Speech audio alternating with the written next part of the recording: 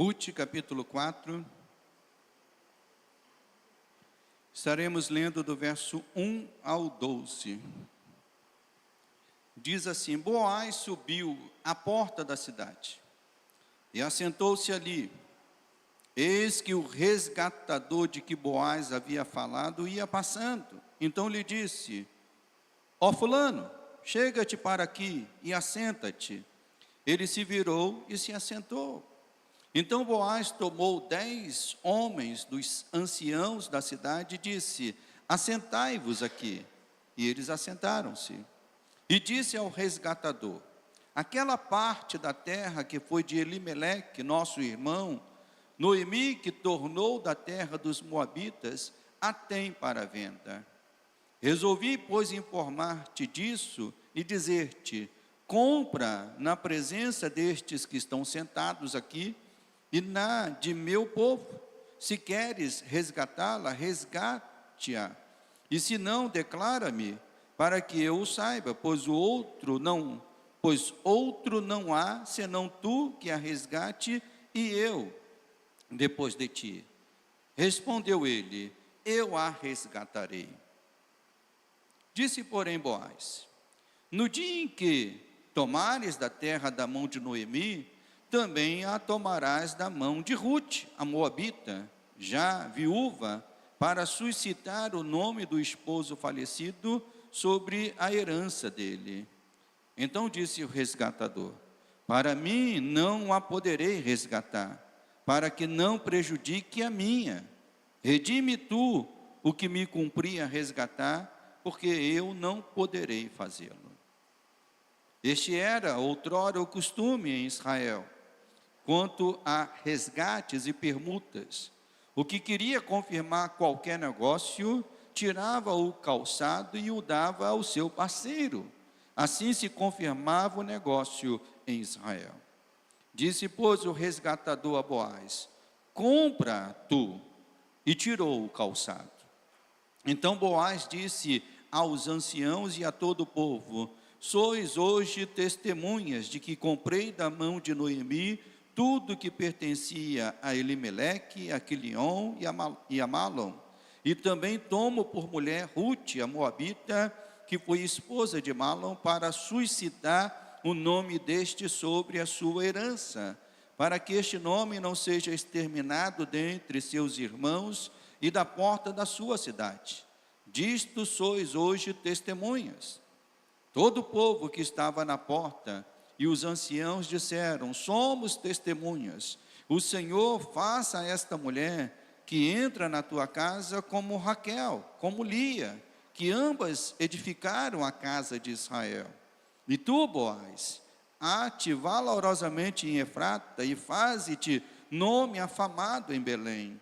Seja a tua casa como a casa de Pérez, que Tamar teve de Judá, pela prole que o Senhor te der desta jovem. Somente até aqui.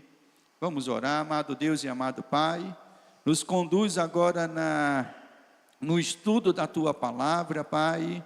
Que essa palavra traga a nós alegria, traga a nós confirmação, ó Deus, de que o Senhor realmente cuida das nossas vidas e é o Senhor que muda a nossa história, Pai. Por isso nós, ó Deus, confiamos a nossa história, a história da nossa vida em tuas mãos, para que o Senhor nos guie em todo o tempo.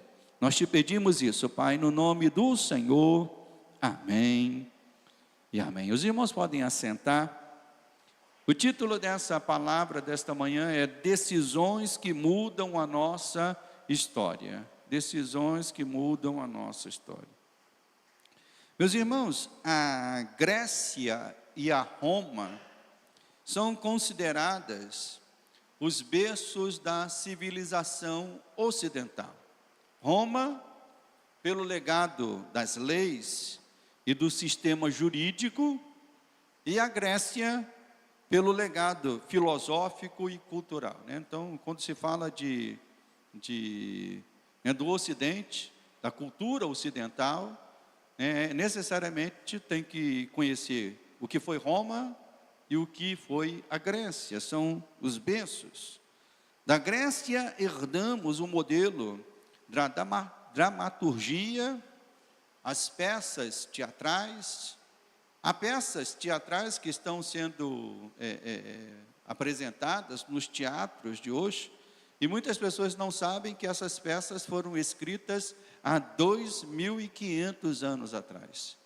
São peças que vêm da época da Grécia, né? Da época 500 anos antes de Cristo, e que já faziam sucesso, né? E se tornaram peças encenadas e se tornaram até novelas. Até mesmo no Brasil teve uma novela em que foi encenada em cima de uma peça teatral que foi da Grécia, né? Eu vou falar aqui um pouquinho dessa peça e os irmãos vão lembrar, quem viu essa novela vai se lembrar, né? Entre essas peças está a peça chamada Édipo Rei, uma peça que se enquadra na categoria grega das chamadas tragédias, né? As tragédias eram um tipo de peça teatral, né, que tinha como estrutura, nas primeiras cenas, anunciar algo terrível que iria acontecer, e na cena final, aquele anúncio que foi feito no início, de terrível, de fato, acontecia no final. Por isso que é chamado de uma tragédia. Era uma tragédia anunciada e era uma tragédia que se concretizava, né? E mesmo que o personagem tentasse fugir desse anúncio, desse vaticínio, né, que pesava sobre ele. E no caso da história de Édipo Rei, o vaticínio ou o início da peça, se fala que o pai de Édipo, o rei Laio, que era o rei de Tebas, né, recebe um oráculo, recebe uma profecia, né, dos deuses gregos, né, por ser uma peça grega. Então isso gira em torno da cultura grega, né? Laio recebe um oráculo, uma profecia dos deuses gregos, né, dizendo que ele seria morto pelo próprio filho. Olha só, ele seria morto pelo próprio filho, e mais, este próprio filho se casaria com a própria mãe. Isso é uma tragédia, né? Algo absurdo, né? Então Laio, que recebe esse oráculo, tendo o seu filho ainda pequeno, o que ele decide fazer? Ele decide, eu vou mudar esse destino, eu vou mudar esse futuro. Então ele pega um dos seus empregados, né, e para anular ele decide que esse menino precisaria ser morto. Ele pega um dos seus empregados, né, pede que esse empregado leve o bebê até uma floresta e pendure o bebê, amarre e fure o pé do bebê e pendure ele numa árvore, para que as próprias feras daquela floresta encontrassem o bebê e devorassem. Então o empregado saiu com essa missão. Só que, né, o empregado, quando começa a fazer isso e pendura o bebê e vê aquele bebê chorando, ele diz, não, eu não vou fazer isso. Ele pega o bebê e leva para sua casa para cuidar desse bebê. Não podendo cuidar desse bebê, ele entrega para a adoção, né, para quem quiser cuidar dele, e acaba que esse bebê, ele vai para a casa do rei de Corinto, né, cuidado pelo rei de Corinto, né, que no caso aqui, deixa eu ver se eu anotei o nome, não, mas pelo rei de Corinto, né, chega até a casa do rei de Corinto. Quando adulto, Édipo descobre que ele não é filho do rei de Corinto. Ele descobre que é um filho adotado. E isso desespera a vida dele. Ele sai querendo descobrir né, o que era a vida dele. E ele sai desesperado, e nesse desespero, no meio da floresta, ele encontra quem? O seu verdadeiro pai. E por uma questão de briga, ele acaba matando o seu pai. E ele vai até Tebas, e ele descobre lá, ele decifra um enigma, né, em Tebas, e acaba se casando com a própria mãe. Ou seja, aquele destino, no caso, na sua mãe, que era Jocasta, né? Então a história ou tragédia termina com o próprio Édipo arrancando seus olhos, né, e a sua mãe, Jocasta, que era sua mãe e esposa, tirando a sua própria vida. é a história de Édipo Rei, que foi escrita há 2.500 anos atrás, e que naquele concurso de peças ganhou o segundo lugar. E aí quem gosta dessas coisas fala, se essa ganhou o segundo lugar, imagine qual foi a primeira. Né? É uma história, embora trágica, embora difícil, né? Mas é uma história que choca e mexe com os sentimentos até hoje. E é uma história que traz essa lição de moral, né? Que parece que não se pode mudar a nossa história. Que não se pode mudar, e aí entra no contexto de crença popular, não se pode mudar o nosso destino. Mas a história de Ruth, quem tem acompanhado desde o início aqui, a história de Ruth, ela traz elementos iniciais de uma tragédia, né? Uma mulher desamparada, uma mulher que perde seu esposo, junto com uma sogra que perde seu esposo, sem filhos. Era uma história com os elementos de uma tragédia, pois a sua história não terminaria nada bem se não fosse o Senhor manifestar sua bondade, sua providência para com ela.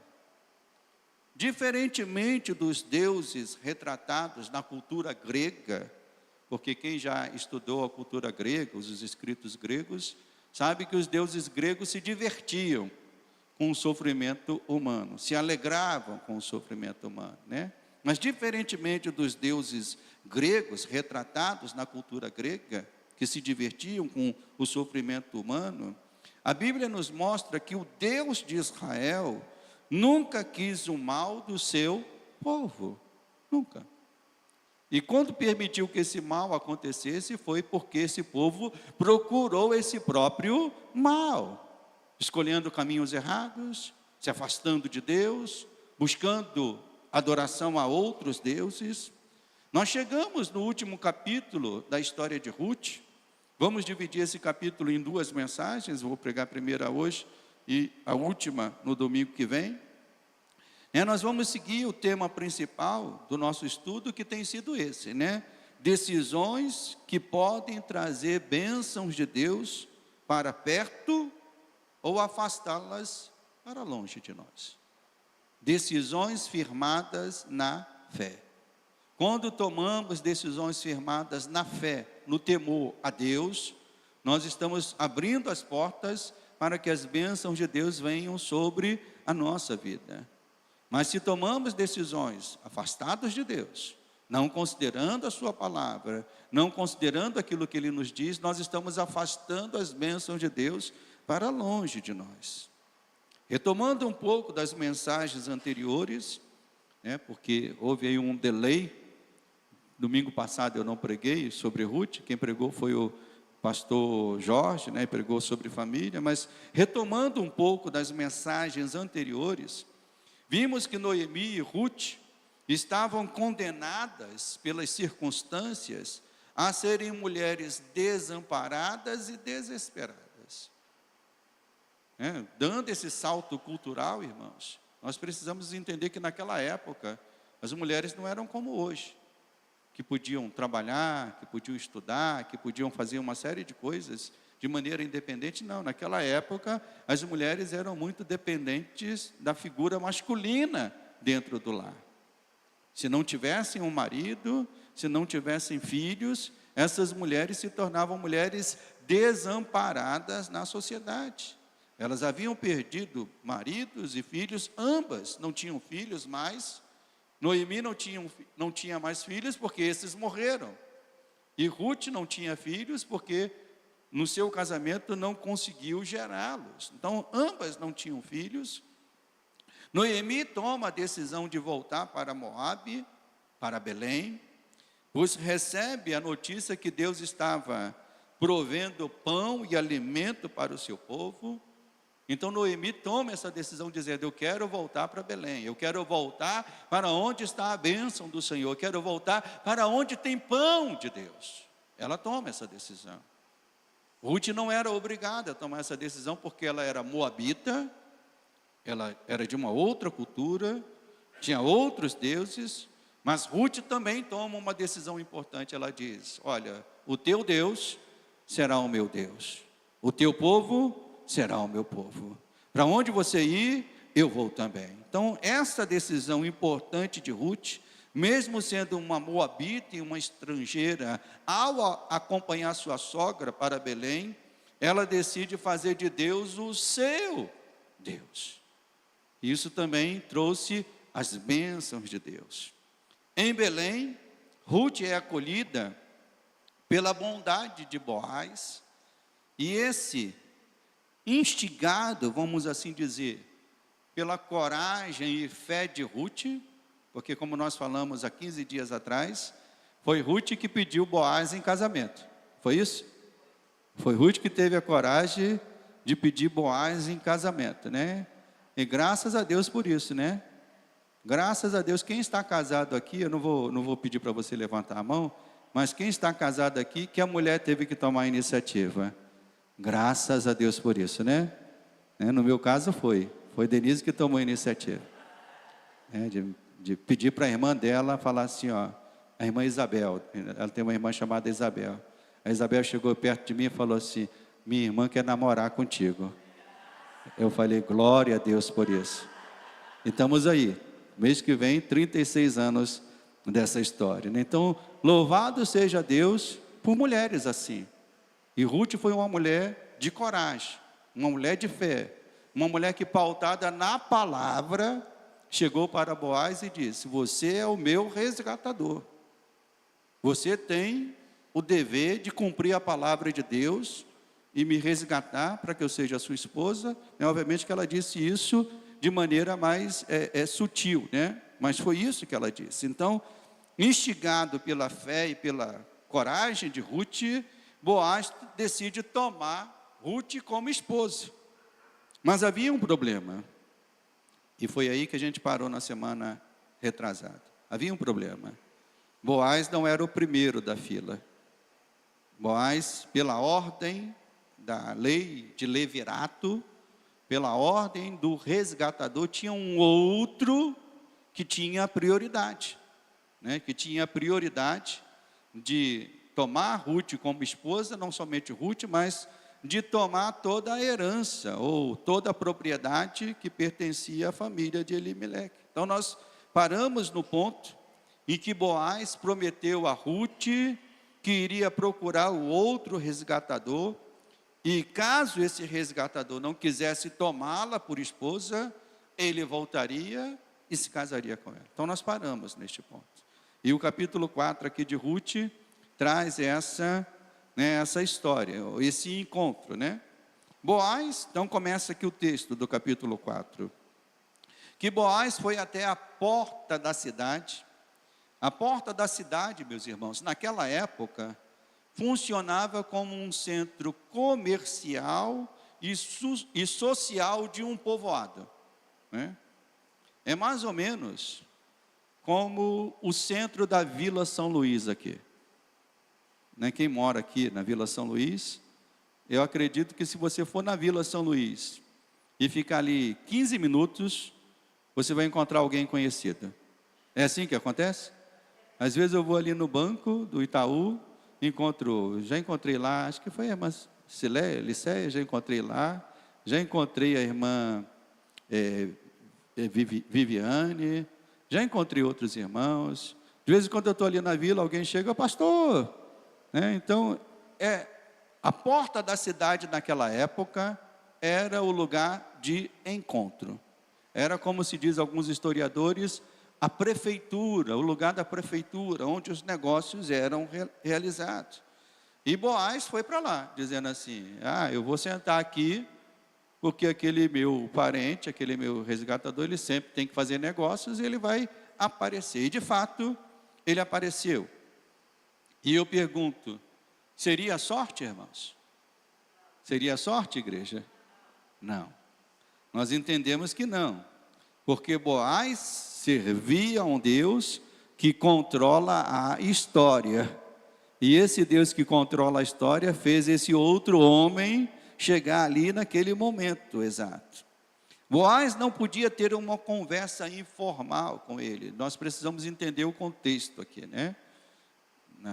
Seja nessa época que nós vivemos, ou naquela época, negócios não podiam ser feitos sem um ritual estabelecido. Assim como hoje, né?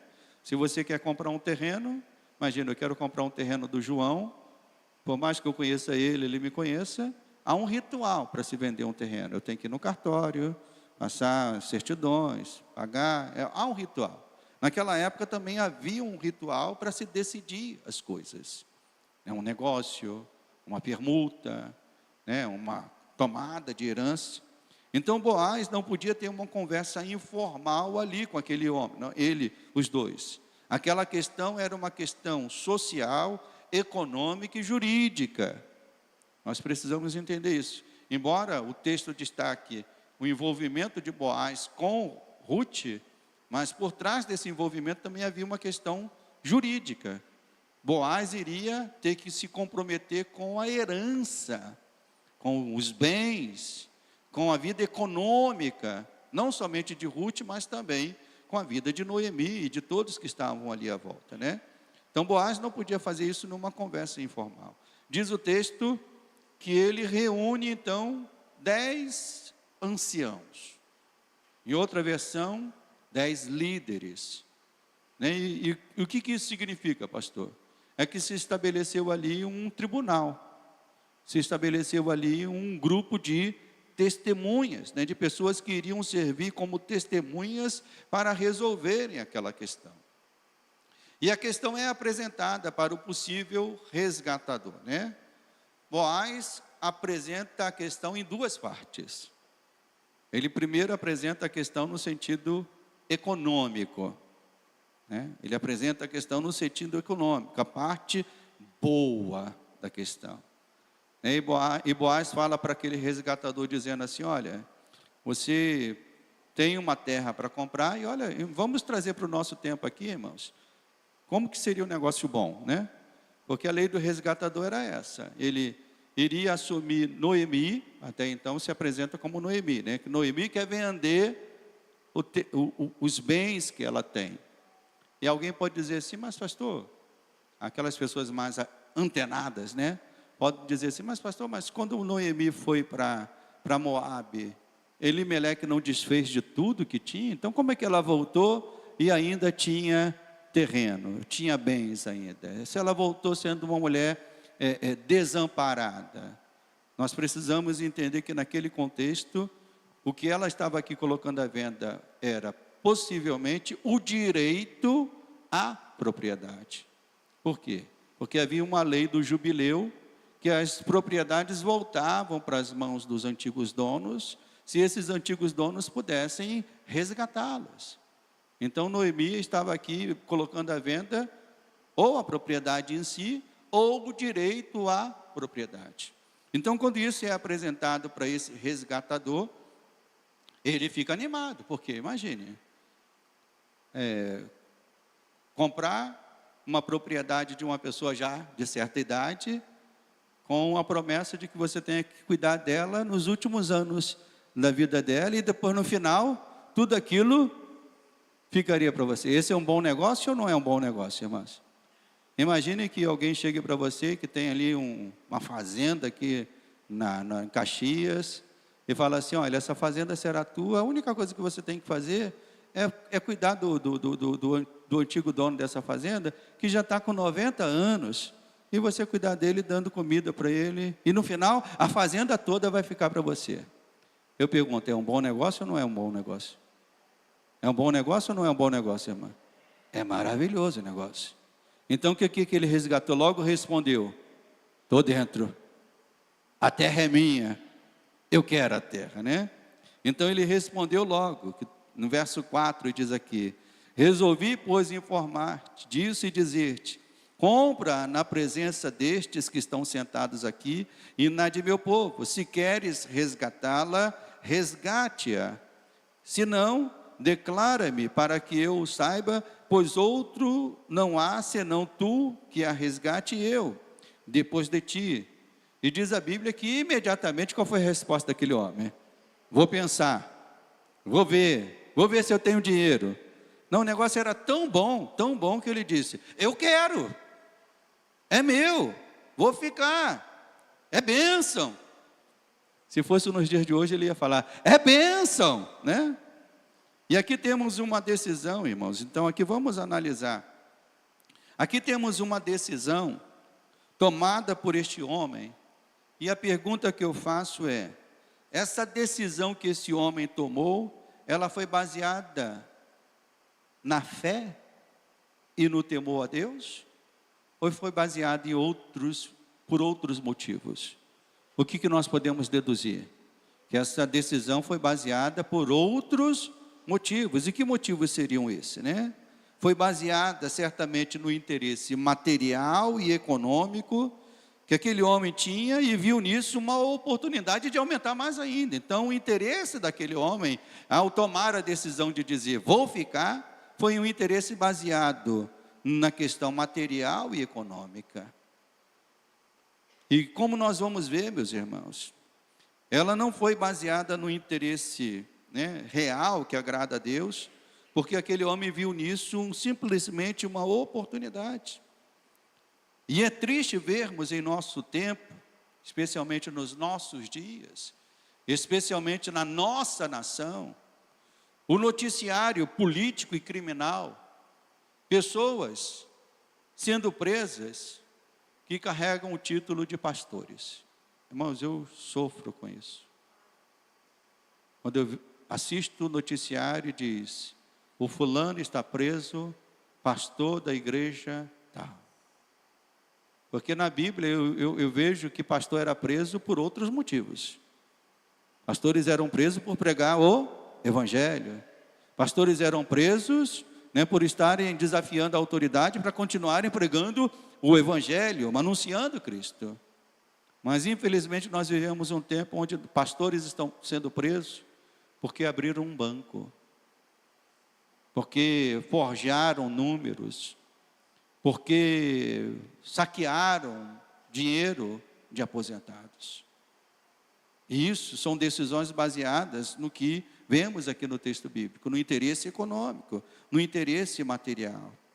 E aqui entra um alerta a todos nós: cuidado com as oportunidades que aparecem muito boas. E todos nós passamos por momentos assim, de oportunidades que aparecem muito boas, mas que a médio e longo prazo podem se transformar em ciladas e trazer escândalos ao nome do Senhor. E geralmente isso acontece, meus irmãos, na vida de pessoas que são movidas por interesses que não o interesse da fé e o interesse do temor a Deus, mas que são envolvidas pelo interesse material, econômico, o interesse da ganância, do egoísmo.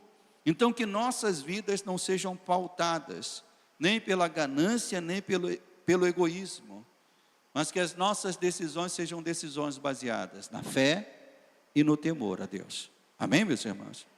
Então, enquanto Boaz apresentou a primeira parte da questão, aquele homem disse: opa, estou dentro. Mas Boaz disse: olha, tem um porém. Verso 5. Disse, porém, Boaz: olha, no dia em que tomares a terra da mão de Noemi, também tomarás da mão de Ruth, a moabita. Ela já é viúva, e você fará isso para suscitar o nome do esposo falecido sobre a herança dele. Então disse o resgatador: para mim não poderei resgatar, para que não prejudique a minha. Redime tu o que me cumpria resgatar, porque eu não poderei fazê-la. Então aquela resposta que foi imediata, quando agora se colocou a outra parte, de que não apenas havia o aspecto econômico e material, mas havia também agora um aspecto familiar, de que ele teria que assumir Ruth. E a resposta imediata, ou seja, se o egoísmo e a ganância fez aquele homem responder imediatamente, dizendo que sim, quando era do seu interesse, a mesma ganância e egoísmo fez agora ele responder que não, quando isso feriu o seu interesse, quando isso feriu nem aquilo que para ele julgava bom. Resgatar a propriedade de Noemi fez agora ele desistir quando soube que teria que tomar Ruth como esposa e mais, perpetuar filhos com ela, que seriam filhos contados não como seus, mas filhos que seriam contados como filho de Malom, o falecido. A terra que Noemi estava vendendo, como eu disse, poderia ser de fato a terra ou o direito a resgatar. Assim como acontece hoje, meus irmãos. Alguém que está numa propriedade tem a prioridade de negócio, né? Na lei de compras e vendas, se você mora numa casa alugada e o proprietário quer vender aquela casa, a primeira coisa que ele tem que fazer pela lei é ofertar para você o direito de compra daquela casa, porque você já está morando ali. Naquela época era assim, aquela terra, embora estivesse na mão de outras pessoas, chegando o tempo do resgate ou da venda, a prioridade daquela terra seria para vender para o antigo dono, ou seja, de quem realmente tem o direito sobre a terra. Então, provavelmente, Noemi estava, com esse direito. Não se sabe qual foi o motivo da recusa do principal resgatador. Poderia ser muitos, e aí os estudiosos falam a respeito desses motivos. Primeiro, as complicações que isso podia trazer se esse homem já fosse casado e tivesse outros filhos, Ainda que isso pudesse trazer ganhos para ele no sentido material, todos nós sabemos que isso traria complicações familiares. Duas mulheres, certamente haveria briga, discussões, isso é do meu filho, isso é do...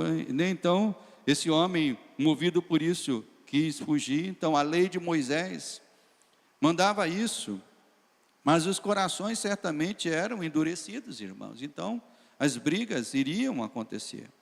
Outra possibilidade é o caso que, se ele não tivesse filhos, e seus filhos fossem apenas o filho de Ruth, aí seria o inverso. O que ele já tinha passaria a ser dos filhos que agora ele passaria a ter com Ruth. E aqui, mais uma vez, nós podemos dizer que a decisão daquele homem foi uma decisão não pautada pela fé, pelo temor ou pela obediência à palavra, porque a lei de Moisés mandava isso. Ele não quis obedecer à lei de Moisés, que era a lei de Deus. Ele rejeitou. E mais uma vez a sua atitude foi uma atitude tomada pela conveniência e pelo egoísmo.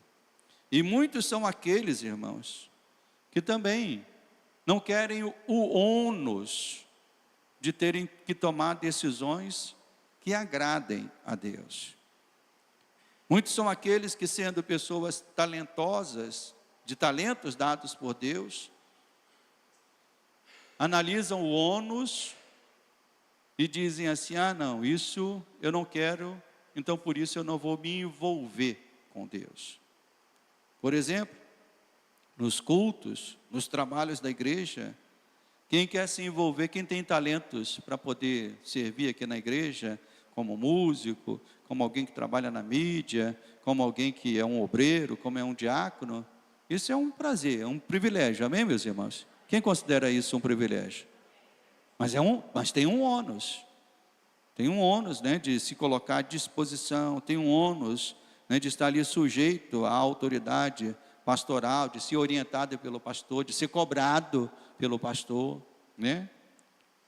E alguém pode dizer assim: não, deixa isso para lá, eu quero ter uma vida tranquila. Então, quem quer ter uma vida tranquila, não abraça o ônus de um envolvimento com Deus. E de fato foi isso que esse homem fez. Ele disse: olha, eu quero ter a minha vida tranquila, eu quero ter a minha vida sob o meu controle.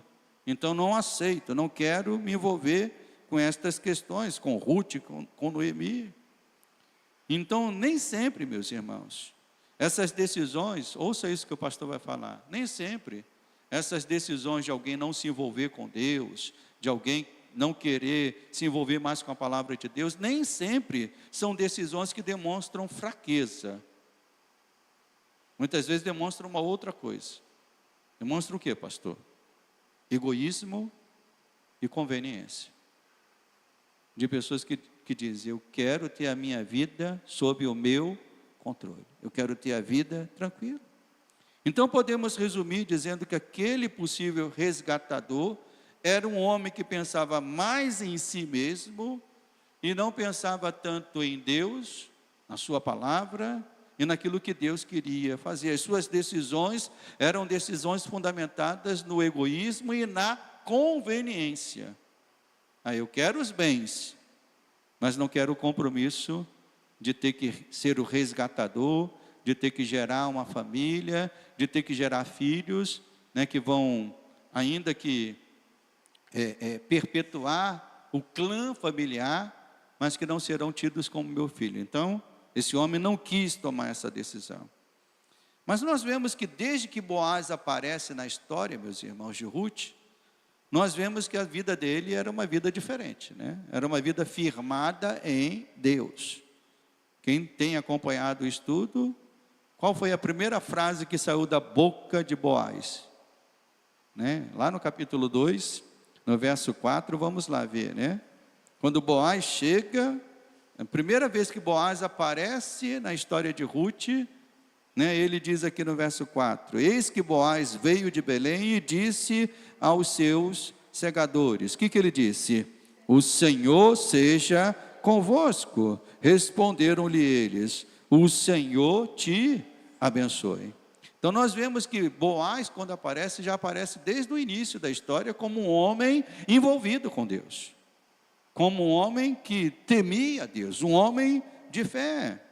Vimos como Boaz tratou Ruth com bondade, com generosidade, ao prover para ela mantimentos, fazer com que ela sentasse na sua mesa para comer dos grãos, comer do, né, como diz lá o texto, né, do pão molhado no vinagre. E segundo estudiosos, isso era uma iguaria, era algo saboroso, era um tipo de vinagre, né, um vinho, era algo gostoso, né, segundo estudiosos. Então, Ruth comeu do bom e do melhor. Boaz estava na porta da cidade, meus irmãos. E o fato de estar ali estava demonstrando uma decisão, porque se ele foi até a porta da cidade, ele foi com um interesse. Qual o interesse? Resolver aquela questão. Ele realmente demonstrou interesse em ter Ruth como sua esposa. E o texto mostra um costume até inusitado da época, né? Que para fazer negócios, diz aqui o texto, né, no verso 7, e este era outrora o costume em Israel, quanto aos resgates e permutas. O que queria confirmar qualquer negócio, fazia o quê, meus irmãos? Tirava o calçado ou a sandália, né, em outras traduções, e dava ao seu parceiro, e assim se confirmava o negócio em Israel, né? Então o texto mostra algo inusitado, né? Que os acordos, os negócios eram fechados, se dando o sapato um para o outro. Eu coloquei até aqui, graças a Deus que isso mudou, porque o que eu já fiz de negócio na minha vida, comprando, vendendo, se tivesse que dar um sapato, acho que eu não tinha nem mais um sapato hoje, né? Se ainda permanecesse esse costume de tirar as sandálias. E esse costume aparece aqui no texto, e interessante que, vamos aqui observar uma coisa, que se o escritor do texto diz assim, que esse era o costume em Israel naquela época, é porque no tempo em que ele estava escrevendo o texto, o costume deixou de ser costume, né? Então, ele está retrocedendo aqui a um tempo antigo, né? O escritor, o texto não foi escrito pela própria Ruth, ou alguém que estava envolvido com Ruth ali, mas foi escrito depois, e aqui fica mais um ponto a respeito disso, né? E nós vemos que ele registra esse costume, e esse costume, segundo alguns estudiosos, também é comprovado em outros povos antigos, né, que viviam ao redor de Israel. E eu creio que Boaz pegou a sandália daquele outro resgatador, e quando ele pegou a sandália, sabe qual foi as palavras? Não está registrado aqui não, mas sabe qual foi a palavra dele? Glória a Deus. porque o negócio, agora Ruth seria dele, né? Ele pegou aquela sandália e eu creio que ele deu um glória a Deus. E Boaz faz uma declaração aqui, né? Uma declaração que provavelmente era como, ele falou isso em voz alta, como se fosse a declaração que estava escrita, né? Os versos 9 e 10. Então Boaz disse aos anciãos e a todo o povo. Então entenda que Boaz está numa praça, ele tinha reunido aqueles anciãos, e aqui já aparece um segundo grupo, o povo, porque naquela época também era assim, a praça, como aqui é a praça da Vila São Luís, né? Tem gente lá jogando dominó, baralho, tem gente lá aposentada, e que se acontecer alguma coisa, vai juntar gente para poder ficar vendo lá. Então já tinha um povo, né? Então Boaz, diante dessas pessoas, ele faz uma declaração, verso 9. Ele faz a seguinte declaração: sois hoje testemunhas de que comprei da mão de Noemi tudo que pertencia a Elimeleque, a Quilion e a Malom. E também tomo por mulher Ruth, a Moabita, que foi esposa de Malom, para suscitar o nome deste sobre a sua herança, para que este nome não seja exterminado dentre seus irmãos, e da porta da sua cidade. Disto sois hoje o que, meus irmãos? Sois testemunhas. E essa declaração era uma declaração de compra, era uma declaração de aquisição, de compromisso, né? E nesta declaração, nós podemos ver, ainda que de uma maneira implícita, eu diria que as seguintes expressões que honram a Deus. O que há nessa fala de Boaz que traz honra ao nome de Deus? Primeiro, a expressão do amor. Boaz estava ali naquela porta da cidade por amor. E por amor, antes de tudo, pelo próprio Deus. Era um amor por Ruth? Era. Mas antes de tudo, era um amor pelo próprio Deus. Se Boaz fosse levado ali pelo amor a si mesmo, ele seguiria a vida daquele outro resgatador. Ele diria: eu não quero esse tipo de coisa. Mas o primeiro amor que tomou o coração de Boaz não foi o amor a si mesmo, mas foi o amor a Deus e o amor àquela que Deus estava trazendo para ele, que foi Ruth. Segunda expressão que vemos de honra a Deus nessa declaração é uma expressão de obediência. Ele podia fugir de ser o resgatador, como fez o outro. Se o outro fez, ele poderia fazer a mesma coisa? Poderia ou não poderia, irmãos? Poderia. Ele poderia dizer: se o outro não quer, eu também não quero. Se o outro não aceitou, eu também não vou aceitar. Ele poderia fazer isso. Mas por que ele não fez? Porque ele estava ali movido por uma obediência à palavra de Deus, como nós aprendemos na semana retrasada, que a palavra de Deus, a lei de Moisés, é que ordenava que o resgatador assumisse a mulher viúva e gerasse ali filhos. Então ele estava ali também por obediência à palavra. E terceiro, podemos ver também nele uma implicação de que ele estava olhando para o futuro, e isso é algo muito importante, irmãos. Os verdadeiros servos e servas de Deus, ouça isso que o pastor vai falar. Os verdadeiros servos e servas de Deus são aqueles que sempre têm um olhar para o futuro. Quem não é servo de Deus tem um olhar muito para dentro de si e para o presente. O que eu vou desfrutar disso agora? O que eu vou colher disso agora? Mas um verdadeiro servo de Deus, ele sempre tem um olhar também para o futuro, para aquilo que as suas decisões no presente trarão de contribuição para o futuro. Boaz tinha um olhar familiar, coletivo.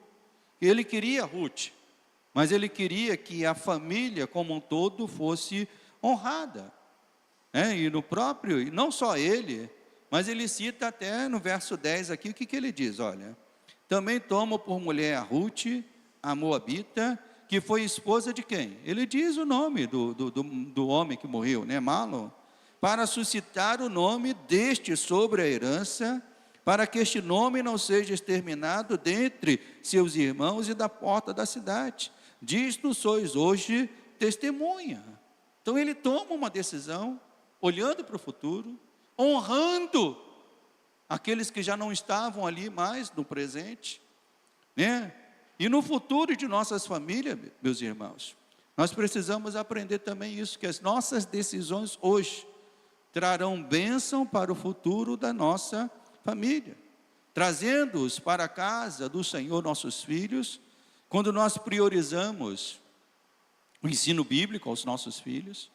Então, a decisão que você toma hoje, de educar os seus filhos no caminho do Senhor, são decisões que você está tomando hoje, mas está olhando para onde, meus irmãos? Está olhando para o futuro. Também temos que ter a preocupação do futuro da nossa igreja. Pessoas que se preocupam com a igreja, com a família de fé, essas pessoas se envolvem com Deus hoje, para que o futuro da igreja seja um futuro também abençoado. Alguém possa dizer assim, não, mas agora eu estou sem tempo de fazer isso, estou sem tempo de... Não, meu irmão, se Deus te chama, se Deus tem te dado talentos, se Deus tem te dado graças, se você pode ser um instrumento nas mãos de Deus hoje, no presente, saiba que esse presente vai abençoar o futuro dessa igreja também. Nós tivemos uma situação delicada aqui em nossa igreja, alguns anos atrás, com a ausência do bispo por conta da doença, da enfermidade que ele teve. E naquele momento, muitas pessoas tiveram que pensar no presente e no futuro. E eu fui trazido para cá, e a minha preocupação em ser trazido para cá foi olhar para o futuro dessa igreja. E aceitamos, eu e Denise aceitamos o convite para estar aqui, aceitando o peso disso que traria no presente, mas olhando para o futuro e dizendo que lá no futuro, essa igreja vai continuar sendo uma igreja nas mãos do Senhor. Louvado seja Deus que não somos nós que fizemos isso. A maioria dos irmãos fizeram isso também, aceitando estar aqui, mesmo num tempo de incertezas, mesmo num tempo de que, mas essa igreja não é mais a mesma igreja, não é o bispo, né? Mas, irmãos, quando a gente olha para o presente, temos a visão do futuro, nós dizemos, Senhor, eis-me aqui, eu quero ser usado por Ti. Isso envolve a igreja também, amém, meus irmãos? Isso envolve também a nossa nação. Homens de Deus, mulheres de Deus, são também pessoas preocupadas com a sua nação, escolhendo os bons governantes, orando para Deus trazer livramento e paz a este país. Então, mais uma vez, podemos dizer que a decisão de Boaz foi uma decisão que honrou a Deus.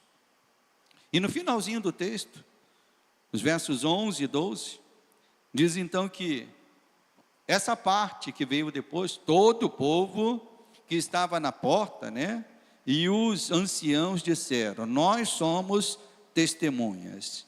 E fizeram a seguinte declaração, o Senhor faça a esta mulher que entre na tua casa como fez com Raquel e Lia, ambas que edificaram a casa de Israel. E tu, Boaz, ate valorosamente em Efrata e faze-te nome afamado em Belém, seja a tua casa como a casa de Pérez, que Tamar teve de Judá, pela prole que o Senhor te der desta jovem. Então também nesta declaração, nós vemos que aquela plateia que assistiu, então vamos fazer um exercício de imaginação aqui. Aquela plateia estava ali, só vendo o que Boaz estava dizendo, o que o outro resgatador estava dizendo, estava entendendo aquela história e celebraram no final, quando a decisão foi tomada. Se alegraram com a decisão de Boaz, eles aprovaram a decisão de Boaz, e o desfecho daquela questão foi que eles proferiram bênçãos sobre Boaz, sobre Ruth e sobre a família que eles iriam gerar. E estas bênçãos buscaram referências importantes. Quando você lê aqui o texto, esses nomes não aparecem aqui por acaso. Quem foi Raquel e Lia?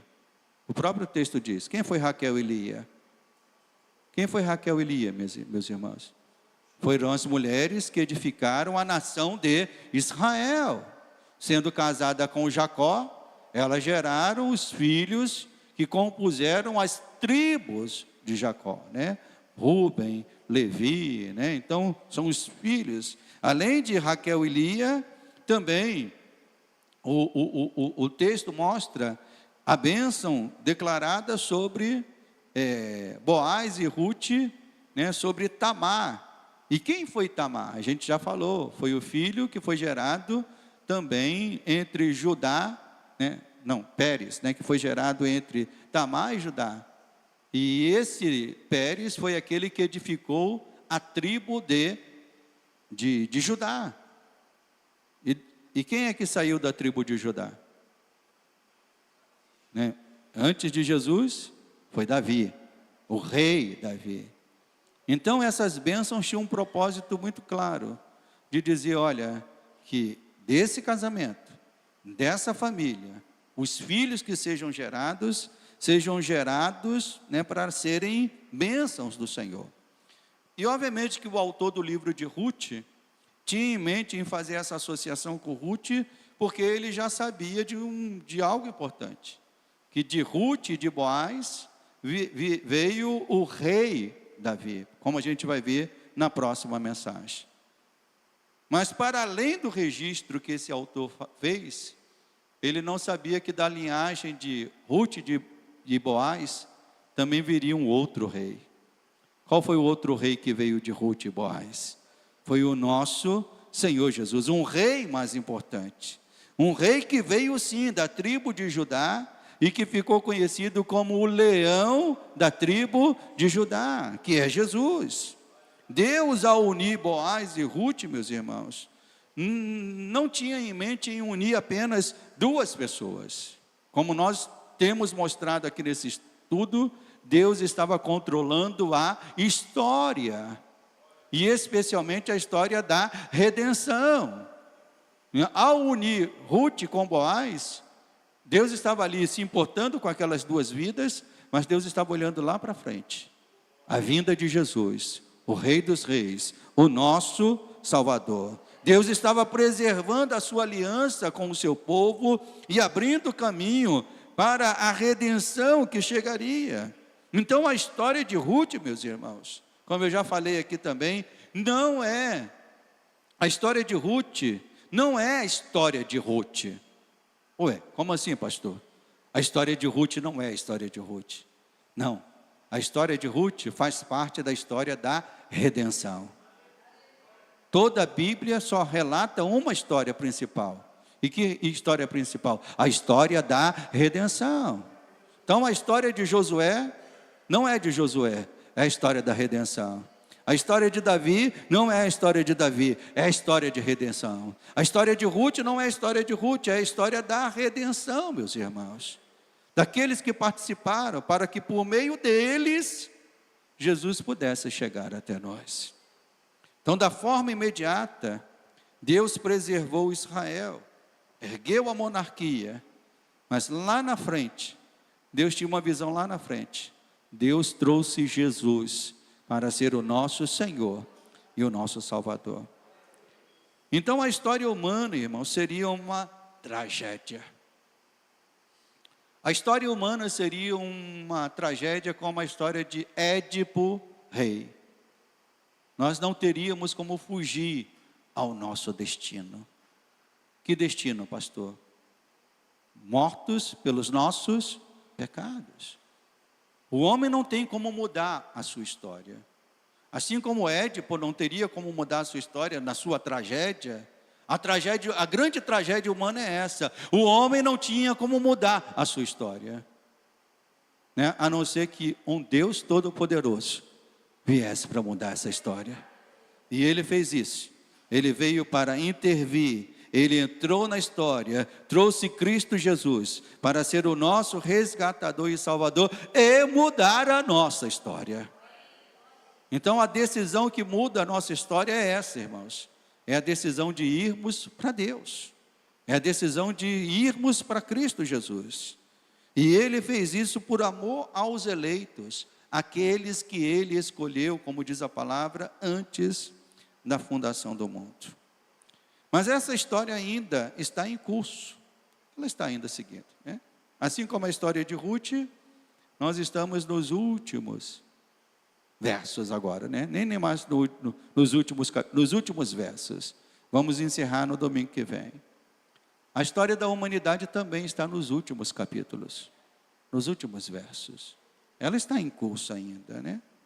Precisamos, à semelhança de Boaz, tomar decisões baseadas na fé, na obediência e no amor a Deus, especialmente voltadas para a nossa família, para que as nossas famílias sejam alcançadas por Deus e recebam também esta grande salvação. Então, o que nós devemos fazer, pastor? O que devemos fazer? Devemos, irmãos, tomar as nossas decisões, sempre firmadas no Senhor, na sua palavra e no temor a Deus. Porque quando tomamos as nossas decisões firmadas no Senhor, isso traz bênção sobre as nossas vidas. Também entendendo que essas decisões poderão ter um ônus. Irmãos, um ônus de sermos um cristão fiel a Deus, no meio de uma geração egoísta e gananciosa. Esse é o ônus. As pessoas hoje, e infelizmente, eu posso até dizer, mais da metade daqueles que se dizem cristãos, estão querendo ser cristãos sem abraçarem o ônus de serem cristãos. Vivem a sua vida de qualquer maneira. Mas aqueles que querem ser fiéis a Deus, no meio de uma geração egoísta e gananciosa, né? Essas pessoas vão colocar Deus em primeiro lugar. E vão aceitar esse ônus. Como Boaz aceitou o ônus. Mas ele aceitou o ônus por amor a Deus, por amor à palavra, para ser fiel a Deus. Sejamos como Ruth e Boaz. Vamos tomar as nossas decisões e ficarmos debaixo dessa proteção. Se você quer um lugar seguro, protegido, não pense que o lugar protegido seja o que esse mundo pode te oferecer. O lugar mais protegido que a gente pode estar é debaixo das asas do Altíssimo, tomando a decisão de vivermos debaixo do seu temor. Tomamos a decisão de vivermos debaixo da sua palavra. E Ele vai cuidar de nós. E como diz o título dessa palavra, é Ele que vai mudar a nossa história. Eu costumo dizer que eu nem gosto de imaginar como seria a minha vida se eu não fosse crente. Eu nem gosto de imaginar, porque eu sei que seria uma tragédia. Mas louvado seja Deus, que Ele entrou na minha história para me livrar dessa tragédia. Você pode dizer isso? Glória a Deus, que me livrou da tragédia deste mundo, da tragédia do pecado, da tragédia de uma vida sem Deus. Deus nos livrou disso. Então vamos nos colocar de pé e vamos agradecer a Deus, irmãos, por esse favor de Deus, por esta graça. E no próximo domingo estaremos finalizando o livro de Ruth. Se você perdeu alguma das mensagens, todas elas estão gravadas no canal da igreja no YouTube. Levante as suas mãos. Amado Deus e amado Pai, obrigado, meu Deus, por mais essa palavra ministrada, nos mostrando como é precioso, Senhor, quando nós tomamos as nossas decisões pautadas na fé, no temor, na obediência ao Senhor, Pai. Ainda que haja um ônus, uma dificuldade, um peso, uma luta, no final, Senhor, estas decisões trarão bênçãos do Senhor sobre a nossa vida e trarão também honra ao Senhor, ó Deus, no presente e no futuro. Assim como foi a decisão de Boaz, trouxe honra para o Senhor naquele momento, mas trouxe honra para o Senhor no futuro, porque por meio da decisão dele, Jesus veio, o Salvador veio, o resgatador da humanidade veio para ser o nosso Salvador. Da mesma maneira, Pai, as nossas decisões hoje podem trazer bênçãos sobre a nossa vida, mas nós cremos que se elas também forem firmadas no Senhor, trarão bênçãos para a nossa família no futuro, para a nossa igreja no futuro, para esta nação no futuro, Pai. Então nós resolvemos nesta manhã, Senhor, que as nossas decisões sejam firmadas no Senhor, no temor a Ti, Pai, e que sejam decisões para a Tua glória, no nome santo de Jesus, amém e amém. Senhor, se temos chegado ao final deste culto, que o Senhor nos conduza agora de volta aos nossos lares, que o Teu amor, que a graça maravilhosa de Jesus e a presença do Espírito Santo siga com todos, desde agora e para todos sempre, amém. Deus abençoe os irmãos.